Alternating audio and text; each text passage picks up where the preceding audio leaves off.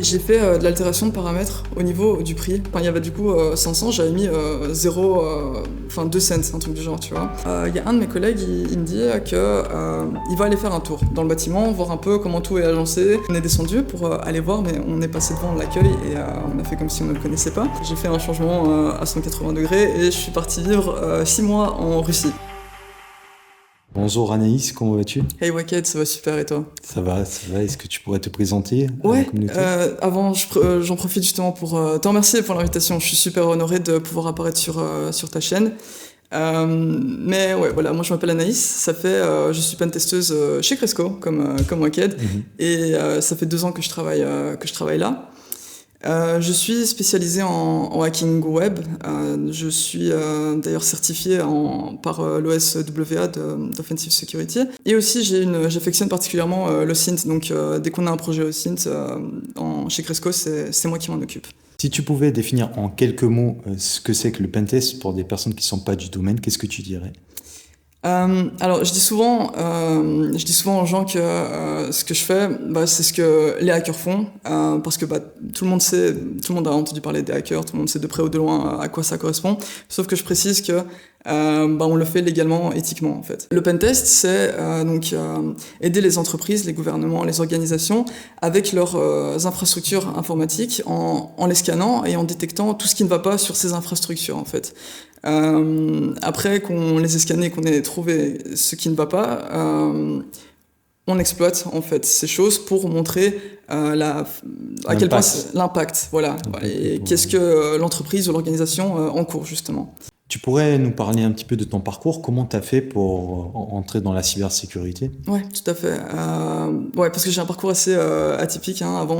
Avant ces 2 années de pentesting, j'étais pas du tout dans la cybersécurité.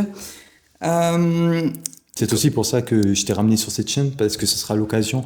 Il y a plusieurs personnes encore qui ont ce mythe, qui pensent que pour faire de la cyber, il faut forcément suivre un parcours typique. Aujourd'hui, Anaïs sera l'exemple parfait en fait, il y a plusieurs chemins qui mènent à Rome. Ouais, complètement. Ouais, parce que surtout que pour moi, ça n'a jamais été évident en fait de savoir ce que je voulais faire de ma vie. Il y a des ados à 12-13 ans, ils savent déjà qu'ils veulent faire dans l'informatique parce qu'ils chipotent déjà la programmation ou ils sont bons en sciences, etc. Et pour moi, ça a jamais été le cas en fait parce que je me suis toujours intéressée à énormément de choses. Et j'étais plus ou moins moyenne à bonne dans toutes les matières que j'avais à l'école, donc ça a été assez difficile pour moi de faire un choix à 18 ans. Mais je me suis orientée vers les langues d'abord. Donc à l'Université libre de Bruxelles, j'ai fait un bachelier en traduction parce que j'ai toujours eu une facilité avec les langues en fait. Donc de formation, je suis traductrice russe, anglais, français, et je parle le polonais en plus de par mes origines. C'est déjà incroyable, hein, maîtriser 4 langues. Merci, on me le dit souvent, mais ouais, pour moi, c'est...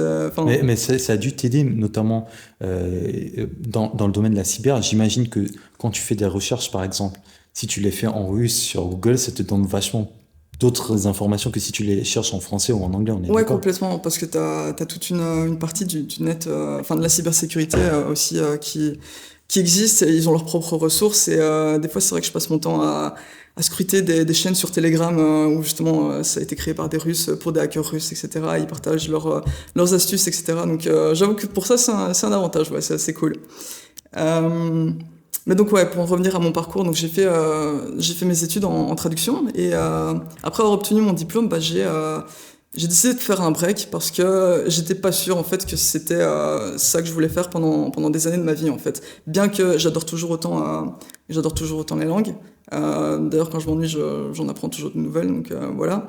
Mais en termes de profession, j'étais pas sûr que c'était la bonne voie. Donc j'ai d'abord fait une pause. Je suis parti vivre en Australie d'abord pendant 6 mois.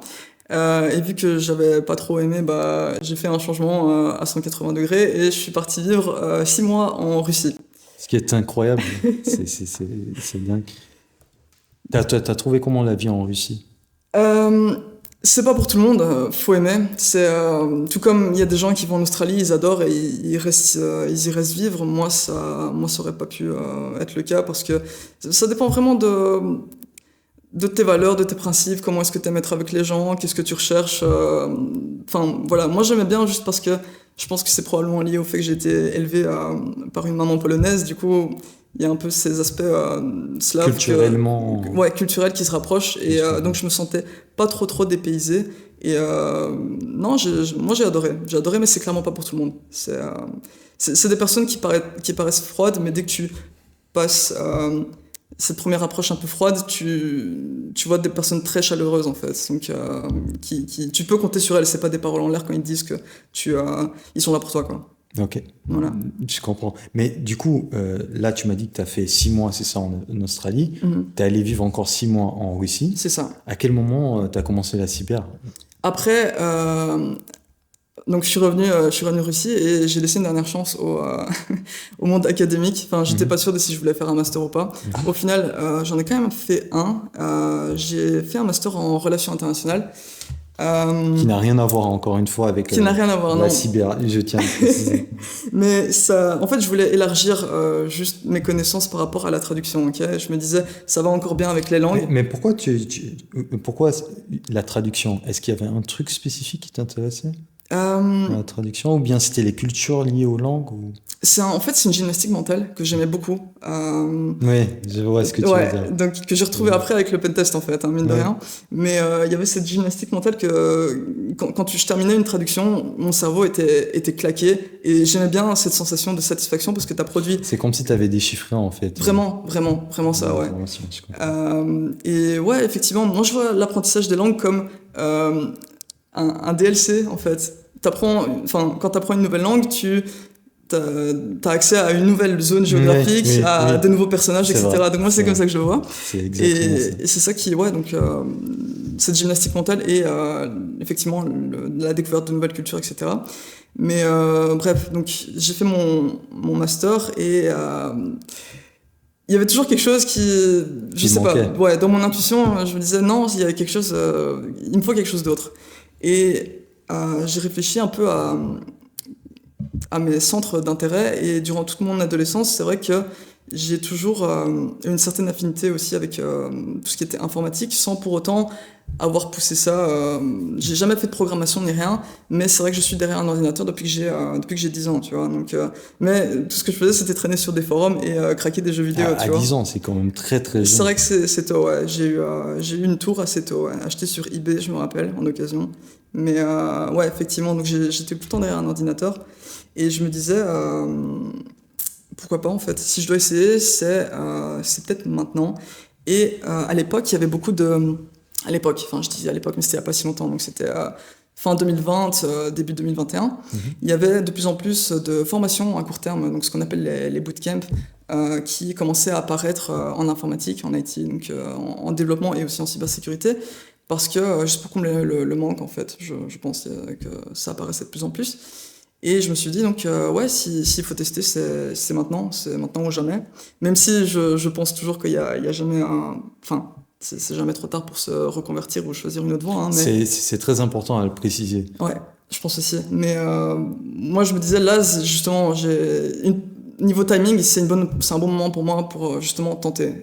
Et c'était en quelle année ça, du coup, fin 2020, début 2021. Ce qui est très très récent quand même. Ouais, c'était en plein début de pandémie. Donc, et en sachant que tu as 2 ans d'expérience professionnellement parlant dans la cyber, donc on peut dire que c'est en 2 ans que tu as fait ta reconversion.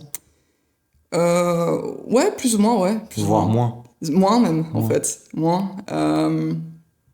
Ouais, après, j'ai beaucoup appris depuis que je suis là chez Cresco, mais j'ai énormément travaillé pour pouvoir arriver là où je suis. Donc, juste suivre une formation de reconversion, ça n'aurait clairement jamais suffi, en fait. Hein. Et ça, c'est clair.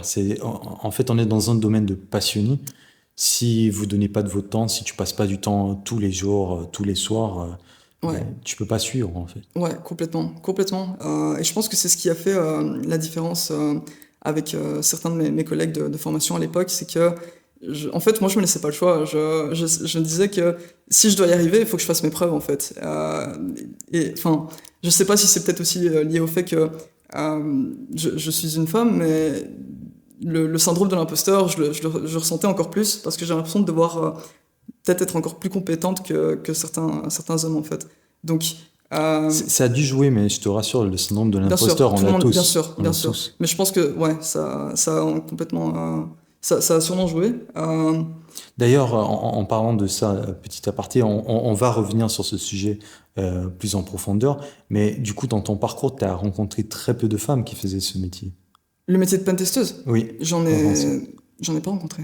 Jusqu'à présent, Enfin, en 2 ans. j'ai rencontré des femmes qui étaient intéressées par le pentest, mais elles n'ont pas fini dans le pentest. D'accord. Parce que, allez, quand on parle cybersécurité, on pense souvent aux hackers, on pense à l'offensif, mais la demande, elle n'est pas que là-dedans, en fait. Elle est majoritairement du côté Ah, mais bleu, c'est je clair. dirais.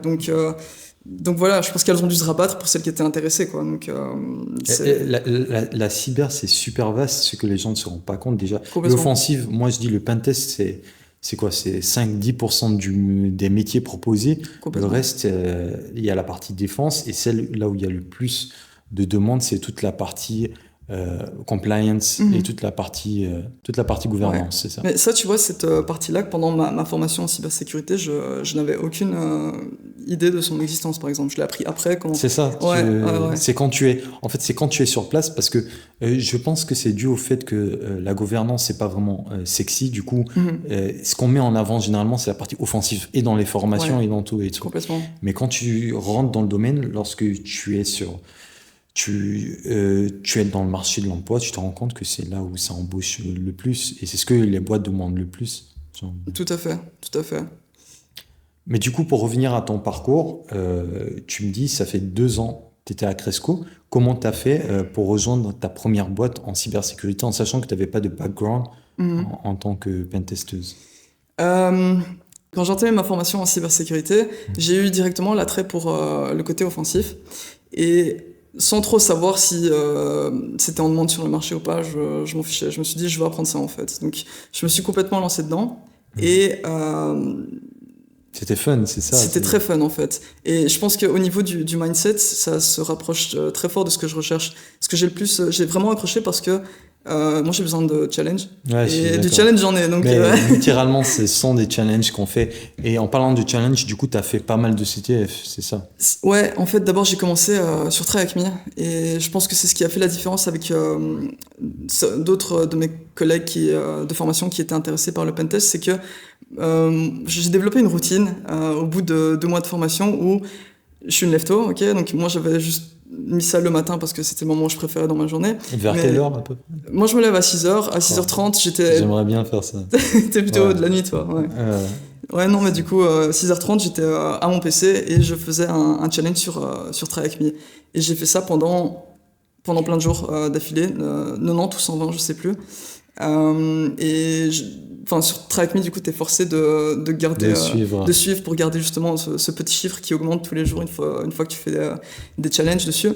Et ça a vraiment boosté mes compétences de fou. J'ai appris plein d'outils, j'ai appris comment les utiliser. Et après ça, j'ai participé à un CTF en présentiel, donc c'était dans la région de Tournai. D'accord. Et j'ai fini première, en fait. Ah oui? Ouais, j'ai fini première. Pas au courant. Non, après...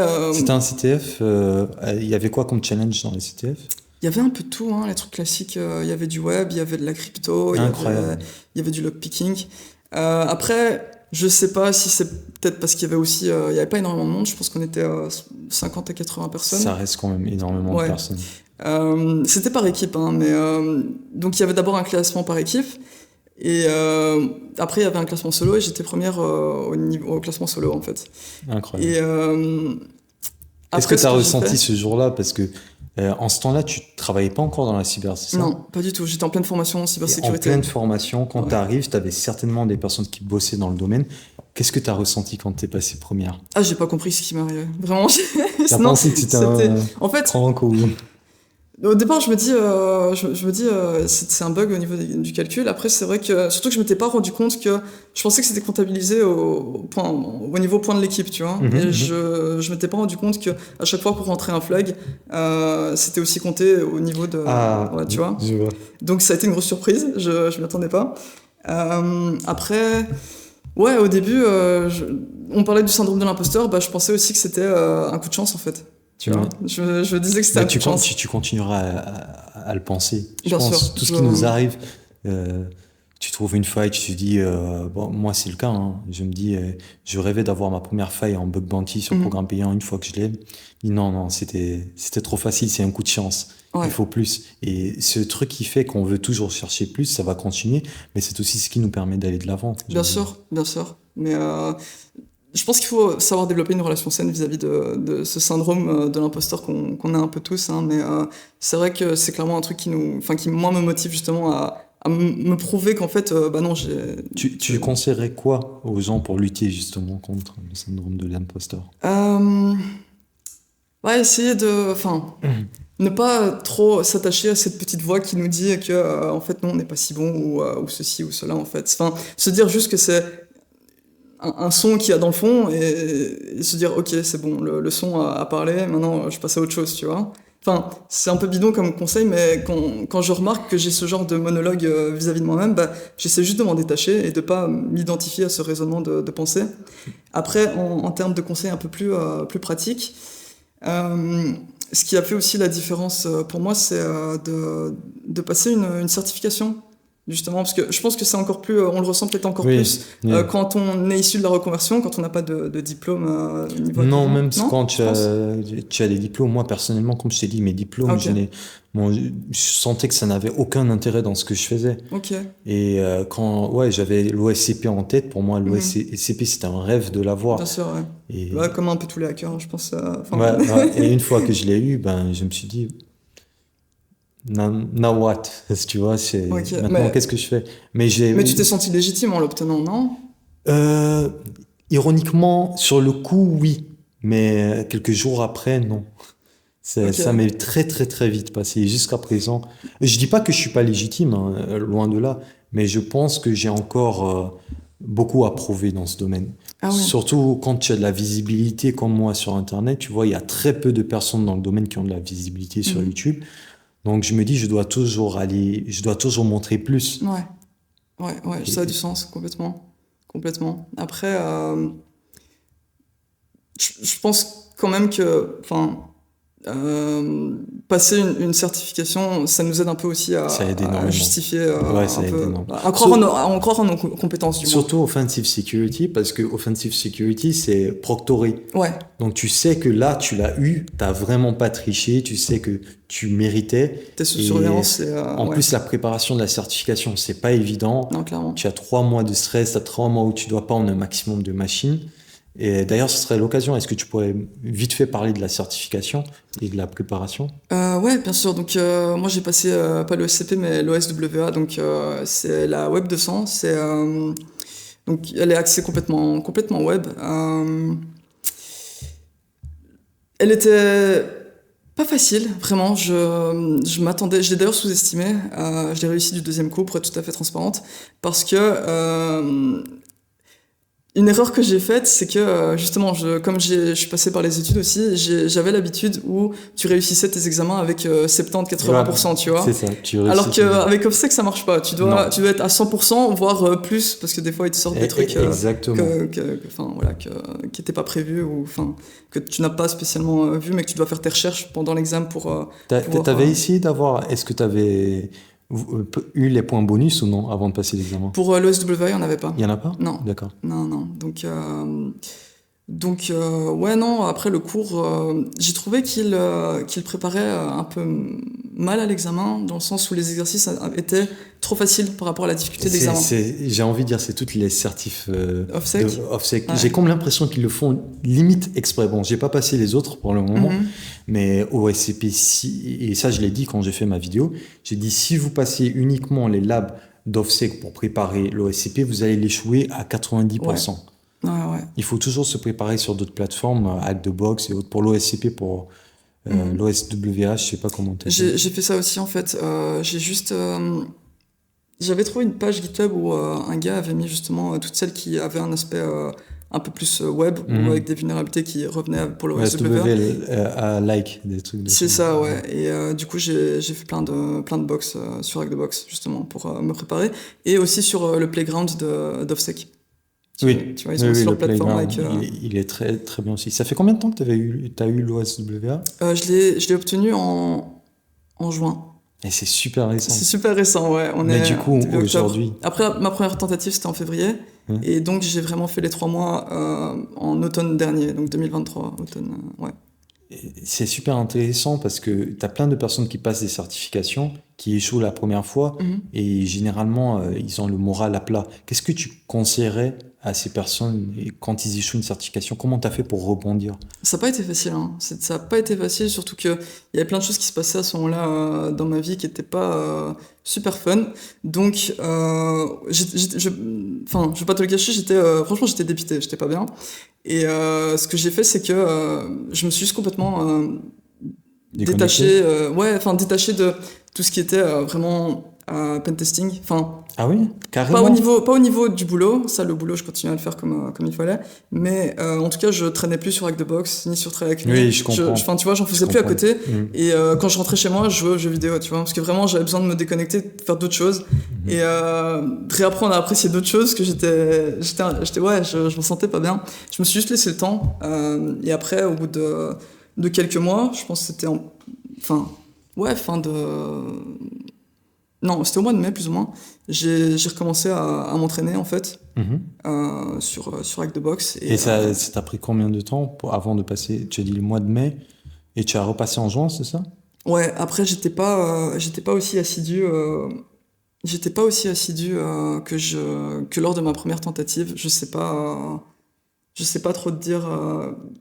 Je pense que c'était beaucoup de psychologique. C'est beaucoup mon approche. C'est très psychologique. C'est ça qui a beaucoup joué. C'est ça la barrière, c'est ce que je dis aux gens. J'arrête pas de dire off-sec. La grande difficulté n'est pas d'ordre technique. Ah oui, évidemment, c'est des certifs techniques. Évidemment, tu dois être bon techniquement. Mais je connais pas mal de personnes qui sont très douées dans le domaine, qui ont échoué l'OSCP, et pas qu'une fois, tu vois. C'est vraiment cette barrière psychologique. Faudrait savoir la gérer. Moi, comme je l'ai dit dans ma vidéo, l'OSCP, j'ai failli la rater. Et ça s'est joué à un caractère près. Tu vois. C'est parce que tu as passé trop de temps sur quelque chose et tu t'as fatigué mentalement. J'ai décidé de ne pas dormir. Du coup, 2h du matin, je tombe sur un mot de passe. Je note mal le mot de passe et de 2h à 9h du matin, j'ai essayé de voir pourquoi j'arrive pas à accéder à la machine alors que c'était un caractère que j'avais mal noté. Ok. Tu vois, ça c'est vraiment la barrière psychologique parce que j'étais épuisé, je pouvais pas raisonner normalement parce que j'étais épuisé. C'est pour ça que c'est important de bien gérer son temps. De prendre des pauses durant ces examens et aussi quand ça va pas ne pas hésiter aussi à continuer à prendre plusieurs pauses. Les pauses m'ont beaucoup aidé durant. Ok, moi j'ai dormi. Moi je t'avoue que j'ai dormi et ça. Et tu prenais pas mal de pauses, hein? Ouais, quand même. J'en prenais une facilement toutes les 2 heures, parfois toutes les heures et demie. Juste bêtement aller boire un verre d'eau, me balader dans mon salon. Enfin voilà, ça jouait juste le fait de sortir de mon bureau, de ma machine. Après, par rapport à l'approche que j'ai eue lorsque je me suis retrouvé face à l'examen, ça a été complètement différent. Quand j'ai eu ma première tentative en février, j'étais vraiment ultra stressé. Je me suis préparé plein de jours à l'avant, je relisais toutes mes notes tout le temps, je corrigeais l'agencement de certaines notes, etc. Et là, en fait, genre au mois de mai, je me suis remise à faire des box sur Hack the Box de manière pas très ponctuelle. C'était vraiment quand je le sentais. Et je savais pas encore quand j'allais remettre ma deuxième tentative. Puis on arrive en juin, genre je faisais des box de temps en temps, et je sais pas, je me suis dit sur un coup de tête, tu sais quoi, je vais juste la mettre la semaine prochaine. Et ah ouais, c'est comme vraiment, je l'ai mise 5 à 7 jours avant, je sais plus, c'était vraiment en dernière minute. Et je me suis pas pris la tête pendant cette semaine, les quelques jours qui ont suivi l'examen, j'ai quasiment rien fait lié à la cyber. Ok. T'as voulu faire un vide total, c'est ça, déconnecter émotionnellement. Ouais, complètement. Et je me suis dit, tant pis si je la rate, tu vois, c'est juste une autre tentative. Et pour le coup, ça a été plus simple pour toi, l'examen? Et ça a été beaucoup plus simple. Okay. Je sais pas, je me suis déchargé mentalement et ça m'a énormément aidé. Je suis arrivé à l'examen, j'avais aucun stress, j'ai découvert les machines, j'allais tranquille, je regardais pas trop le temps, sans me stresser à regarder tout le temps, tu vois. Ouais. Et en fait, c'était beaucoup plus... Ouais, ça allait comme sur des roulettes, quoi. Enfin, bon, comme sur des roulettes, non, j'ai galéré sur des machines, mais je veux dire, le fait d'être moins stressé comme ça et d'avoir une approche un peu détachée, ça m'a énormément aidé, c'est ça que je veux dire. Voilà. On a dit qu'il y a très peu de femmes dans ce domaine. Tu as dit que tu n'as pratiquement pas rencontré de femmes dans le domaine du pentest. Est-ce que tu as rencontré des défis en tant que femme dans ce domaine? Dans le domaine de la cybersécurité, de manière générale. Est-ce qu'il y a eu des moments où tu t'es dit oui, parce que je suis une femme, je sens que là, c'est beaucoup plus difficile, ou peut-être on te faisait des remarques. Non, parce que, allez, disons que j'ai pas non plus énormément d'expérience à ce niveau-là, étant donné que ça fait que 2 ans et ça fait 2 ans que je suis au même endroit. Donc, à ce niveau-là, enfin, au niveau de mon lieu de travail, même, j'ai eu aucun problème à ce niveau-là. Après, c'est vrai que quand tu participes parfois à des conventions et que tu rencontres d'autres têtes, bah, après, c'est peut-être psychologique aussi. On m'a jamais manqué de respect, c'est plus les gens sont intrigués. Ils vont plus venir vers toi avec curiosité, en mode comment ça se fait. Parce ouais, ils te voient un peu comme une curiosité, une femme dans un métier aussi technique, et ils te posent des questions, et tu sens l'intérêt, un vrai intérêt en fait. Donc c'est plutôt mais cool. je pense que c'est bien intentionné en fait. Tout à fait, ouais, tout à fait. C'est pas malsain. Après, peut-être les seules choses négatives que j'ai pu percevoir, c'est on va pas, on m'a jamais, on me l'a jamais dit ouvertement, mais tu sens parfois une certaine forme de scepticisme quand les gens te parlent, que peut-être parce que tu es une femme qui avance des propos au sujet de quelque chose de technique, t'es peut-être moins légitime, ou t'es peut-être pas sûr de ce que tu dis, tu vois. Après, je pense que ça n'a rien à voir avec la cyber. Je pense que de manière générale, les hommes généralement sont beaucoup plus imposants quand ils parlent que la femme. Ouais. C'est pas que la cyber. Je pense que c'est plutôt dû à ça, mais personnellement, de mon expérience, quand je suivais des formations, etc., à chaque fois que j'étais tombé sur une femme, je trouvais, et quand j'avais des profs qui étaient des femmes, je comprenais vachement plus rapidement les choses. D'ailleurs, petite anecdote, le C Sharp, quand je faisais ma licence en Guinée, je suivais même plus les cours. Ça m'avait dégoûté. Les Ah ouais, cours, à à ce point-là, le prof, j'arrivais pas à suivre, je comprenais absolument rien. Okay. Quand je suis arrivé au Maroc, c'était une femme qui donnait les cours, je comprenais parfaitement, et j'avais eu 18 de moyenne, je pense, en C Sharp. Ah ouais. Ouais. Ok, donc elle a changé vraiment ton approche. Elle a changé totalement langage, mon approche au okay. langage. Comme quoi, mine de rien, ça fait beaucoup. Enfin, après, faut pas généraliser, mais c'est quand même dans ton cas, c'est vrai que c'est assez dingue la distinction, la différence entre les deux. Tu en as beaucoup rencontré, toi, des femmes dans la cyber? Faut dire qu'aussi, j'étais pas très exposé à la communauté, juste sur Internet. Ouais. Sur Internet, j'en connais pas mal. Ok, ouais. Forcément, il y a plus. Je peux dire facilement qu'il y a 80% des personnes qui sont des garçons, c'est vrai. Mais je connais une grande partie de femmes qui sont dans le domaine. Mais ironiquement, à chaque fois que je rencontre des femmes, elles sont très intéressées par l'OSINT. T'es pas la première à me dire. Je pense qu'il y a peut-être une prédisposition, je ne sais pas, j'ai pas l'explication, mais c'est vrai que j'ai aussi remarqué cet intérêt. T'as remarqué cet intérêt? Ouais, à fond, je sais pas, j'ai pas d'explication, mais c'est vrai que j'ai remarqué aussi auprès de quelques personnes. Donc c'est intéressant. On est peut-être juste plus doué à stalker sur les réseaux sociaux, tu vois. Est-ce qu'il y a une raison spécifique? Peut-être, qui sait. Bon, mais je vais pas m'avancer. On en vient à la dernière question, ou l'avant-dernière question. Est-ce que tu as une expérience marquante ou une mission qui t'a marqué dans le domaine de la cyber à partager avec la communauté? Marquante, j'ai plutôt des anecdotes. J'ai plusieurs anecdotes. Vas-y. On adore les anecdotes. Ok. J'en ai une qui m'a beaucoup fait rire, et ça te fera sûrement rire aussi quand je te dirai après de qui est le héros de l'histoire. Mais je pense que je peux deviner. C'est possible, ouais. Donc on a été envoyé un pentest en interne dans le bâtiment du client. Le client en question, c'était un incubateur de start-up. Donc c'est assez c'est pas de famille. Non, pas du tout, non. D'accord. Ouais, donc dans un incubateur de start-up, il y en a beaucoup ces dernières années qui apparaissent. Et donc là, le client, c'était l'incubateur même, c'était pas une des start-up. D'accord. Et bref, on arrive là-bas, on est accueilli par quelqu'un qui n'est pas du tout technique. La personne savait juste qu'il fallait nous mettre dans une pièce pour qu'on puisse faire nos tests, et nous a donné le Wi-Fi. Pour le reste, on n'avait pas trop d'instructions. Donc bon, voilà, on s'est installé, on a commencé à faire nos scans, etc. Et donc j'y suis allé, on était à 3. Et à un moment, il y a un de mes collègues, il me dit qu'il va aller faire un tour dans le bâtiment, voir un peu comment tout est agencé. Je sais déjà qui c'est. Je m'en doute. Et bref, moi avec mon autre collègue, on continue nos scans, à regarder un peu quelles sont les hausses sur le Wi-Fi qu'on a eu, etc. Et après, je remarque que ça fait un moment que mon collègue s'est absenté, qu'il ne revient pas. Bon, on attend, puis je reçois un message sur mon téléphone.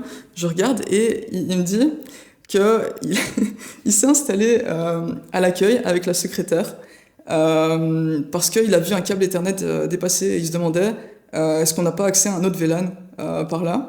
Et donc il est arrivé et il s'est fait passer pour le support technique. D'accord. Normalement, le social engineering n'était pas prévu dans les tests, mais on s'est permis cette petite liberté. Et après, le client a été très content quand on lui a expliqué. Mais bref, moi je dis ça, je dis mais c'est une dinguerie. Et du coup, avec mon autre collègue, on est descendu pour aller voir, mais on est passé devant l'accueil et on a fait comme si on ne le connaissait pas. Et effectivement, il était installé avec son PC à côté de la secrétaire, connecté au câble Ethernet. Et il n'était pas tombé sur quelque chose, il n'y avait pas grand chose là-dessus. Mais après, la tentative était belle. C'est surtout pour ça que je le raconte.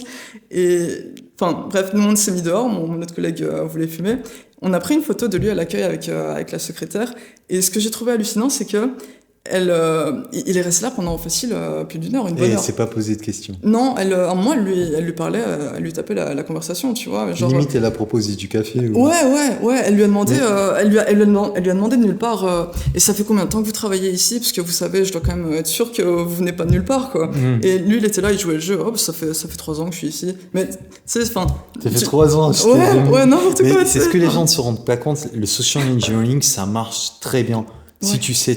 Si tu sais comment où frapper, ou si tu sais comment faire en sorte que les gens aient confiance en toi, ça marche super bien. Après, personnellement, je pense que c'est pas tout le monde qui peut faire du social engineering. Bien sûr que non. Non, faut être à l'aise avec le contact humain, il faut savoir quoi répondre et comment manipuler la conversation pour qu'elle aille dans le sens que tu veux.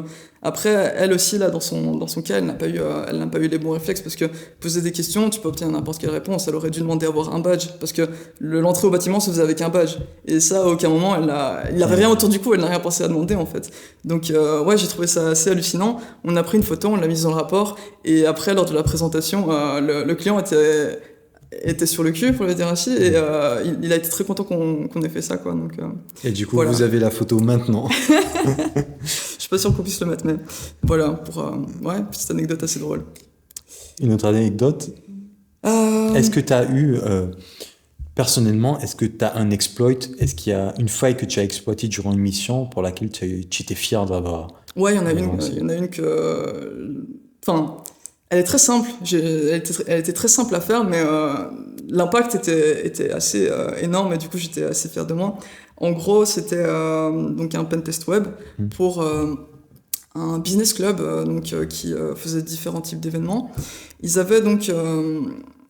une possibilité de s'inscrire en tant que membre et c'était très cher l'inscription et même la participation, l'inscription aux événements était relativement cher aussi, c'était aux alentours de 500 € par événement et si tu étais membre tu avais une réduction, enfin bref c'était ce genre de prix et moi du coup je testais l'inscription aux événements et une fois que tu remplissais tous les champs tu donc passais au paiement.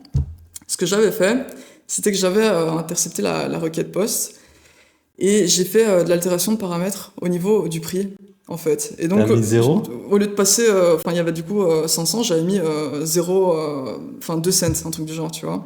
Et ce que j'avais fait, c'est que j'avais créé, sur Revolut, tu peux faire les cartes virtuelles. Oui. Et du coup, j'ai mis donc mes données, donc c'est une carte virtuelle qu'on crée sur Revolut et c'est comme une Visa ou une Mastercard classique.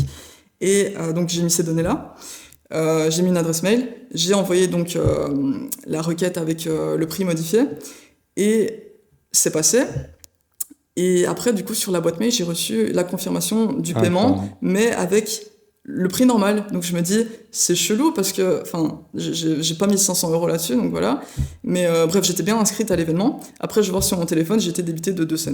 Effectivement. Donc ouais, ça j'étais fier. Ouais, c'était très cool. J'avoue, je le serais aussi.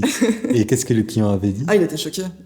En plus, il s'est empressé à c'est une P1 direct. Vraiment, ouais. Il s'est empressé à corriger, à demander à ce que ça soit corrigé parce que c'était pour des événements en cours. Donc ouais. Ça, tu vois, lors d'un bug bounty, c'est facilement... Faut que je m'y mette. Vraiment. Avant de finir cette vidéo, est-ce que tu avais un dernier conseil pour la communauté ou un dernier truc à nous partager?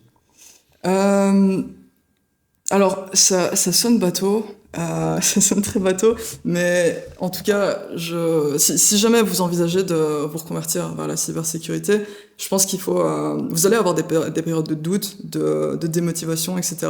Mais faut vraiment croire en vous en fait, parce que vous pouvez y arriver. Moi, ce que j'ai fait, c'est que j'ai vraiment, je me suis pas laissé le choix. Je me suis dit, je vais bosser dans la cybersécurité, et je me répétais ça tout le temps, et je mettais tout en œuvre tous les jours pour pouvoir y arriver. Donc, le doute, il va être là, mais faut pas l'écouter, faut juste y croire et ouais, donc pas lâcher prise et faire ce qu'il faut au quotidien pour se rapprocher un peu plus de cet objectif que vous vous imposez. Je pense que c'est la meilleure manière de conclure la vidéo. Je vais vous laisser les liens vers les réseaux sociaux de Anaïs dans la description de la vidéo. Où est-ce qu'on peut te suivre exactement?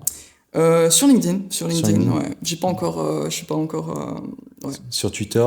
Ah si, j'ai un Twitter, effectivement. Ouais, je l'utilise Twitter. pas encore, mais j'utilise pas, enfin, je l'utilise pour bookmarker Oui. des trucs, mais je suis pas actif dessus. Mais ouais, c'est une question de temps.